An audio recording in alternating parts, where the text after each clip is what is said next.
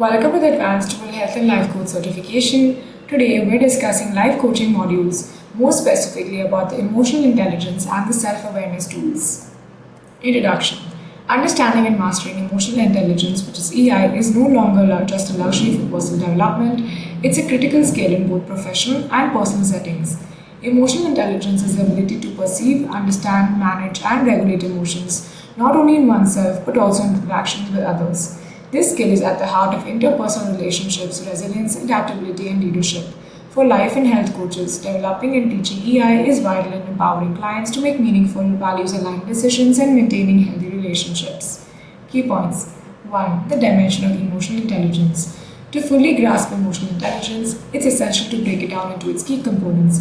Psychologist Daniel Goleman outlines 5 dimensions of emotional intelligence, each critical to understanding and managing emotions. Let's explore these dimensions. They're empathy, social skills, self-awareness, self-regulation, and motivation. Self-awareness. Self-awareness is the ability to recognize and understand your emotions, triggers, and how they affect your thoughts and behaviors. It forms the foundation of emotional intelligence because you cannot regulate or express emotions effectively without awareness. For example, a coach might help a client identify that their frustration at work stems from feeling undervalued, not simply from the workload. Tool. Use reflective journaling prompts such as what situations today triggered a strong emotional response and how will I react. Self-regulation. Self-regulation involves managing emotions constructively rather than being controlled by them. It's about pausing before reacting and using mechanisms like deep breathing, mindfulness, or reframing perspectives. For example, rather than shouting during an argument, someone who practices self-regulation might say, I need a moment to gather my thoughts before continuing. Tool. Teach the clients to identify their window of tolerance, finding techniques to calm down when they're overstimulated. Motivation. Emotional intelligence, often using emotions to fuel positive action and life goals. Motivation includes setting intrinsic goals and aligning with personal purpose. For example, a coach working with a client might explore how strong resilience can be to help them perceive during challenging times. Activity. Define the personal values and link them to longer-term aspirations to keep the client motivated during obstacles. Empathy. Empathy is the ability to understand and share the feelings of another person. Higher empathetic individuals can interpret non-verbal cues, listen carefully, and build stronger relationships. This is especially important for coaches since helping clients feel seen and understood strengthens their trust. Actionable insight. Teach active listening techniques to foster empathy in both personal and professional relationships. These include reflecting back emotions you hear, such as, it sounds like you're feeling frustrated because. Social skills. Social skills involve building and maintaining networks, effectively communicating, and influencing others. These are critical for relationship and leadership management. Life coaches can use this dimension to model behavior for clients, such as holding clear boundaries or advocating for themselves in difficult conversations. Example exercise. Role-play scenarios where the clients practice assertive conversation techniques. 2. The role of self-awareness in emotional intelligence. Self-awareness goes beyond the surface understanding of knowing oneself. It's about continually engaging in deep reflection, assessing inner motivations, and understanding the broader impact of one's emotions and behaviors. Internal self-awareness versus external self-awareness. Internal self-awareness involves understanding your character, thoughts, and emotional landscape. External self-awareness, on the other hand, involves recognizing how other people view you. A coach might encourage clients to seek feedback from trusted individuals to increase their external self-awareness. Tool. Use a Johari window to explore how personal perception compares to how others perceive the client. Barriers to self-awareness. Ego, defensiveness, and lack of reflective practices can hinder self-awareness. For example, a client who blames others for challenges may struggle to take accountability. Strategies.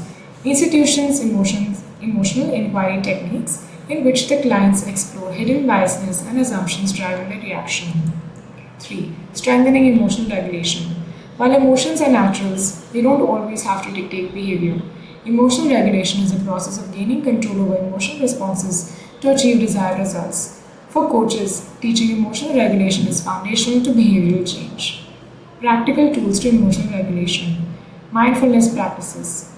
Guide the clients to achieve and develop a daily mindfulness habit such as 5 minutes of deep breathing or body scanning to regulate stress levels.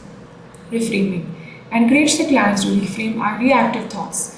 For instance, instead of thinking this setback ruined everything, reframe it as this setback showed me what I need to improve. Exercise. Walk the clients through cognitive restructuring, where they identify negative beliefs and replace them with evidence based alternatives. Boundaries to fight emotional overload. Teach the clients the importance of protecting emotional energy by saying no to tasks or responsibilities that don't align with their values, thereby reducing feelings of overwhelm. 4. Fostering self reflection for growth. Self reflection is a bridge between experience and insight. Regularly practicing self reflection allows the clients to connect the dots between what they feel, how they act, and who they aspire to be. Take a moment to have a look at the diagram on the right about the self reflection. Strategies for effective self reflection. 1. Journaling practices. Encourage the clients to keep a daily journal with prompts such as what did I learn about my emotions today and how did my actions align with my values. 2. Guided meditation. Incorporate visualization techniques where the clients reflect on a recent situation and analyze it from an emotional perspective. 3. Inner dialogue exercise. Use scripts like, what would my compassionate self say right now, to help the clients engage with their inner voice and reduce the critical self-talk. 4. Weekly reviews. Create a structured self-inquiry process where the clients review their weekly responses to situations and evaluate their behavioral alignment with emotional goals. 5. Building personal growth through emotional mastery. Long-term personal growth stems from consistently applying EI and self-awareness practices. By strengthening emotional regulation and engaging in reflective practices, clients gain resilience, confidence, and a clearer pathway towards their goals. Coaches play a pivotal role in guiding this process. Example applications of long-term growth. A client with limited self-awareness may initially struggle to articulate their needs. Over time, through journaling, mindfulness, and feedback tools, they begin identifying emotions earlier and communicating needs assertively. This progress translates into lasting improvements in both personal relationships and professional achievements. Why this lecture matters? For coaches, it lays a foundation for becoming role models of emotional intelligence. For clients, mastery of EI promotes healthier relationships, stronger defense against stress, and deeper life satisfaction. Summary tables. Take a moment to have a look at table number 1, which looks at the dimensions of emotional intelligence. They look at different dimensions, the definition, importance, example, and some tools and strategies.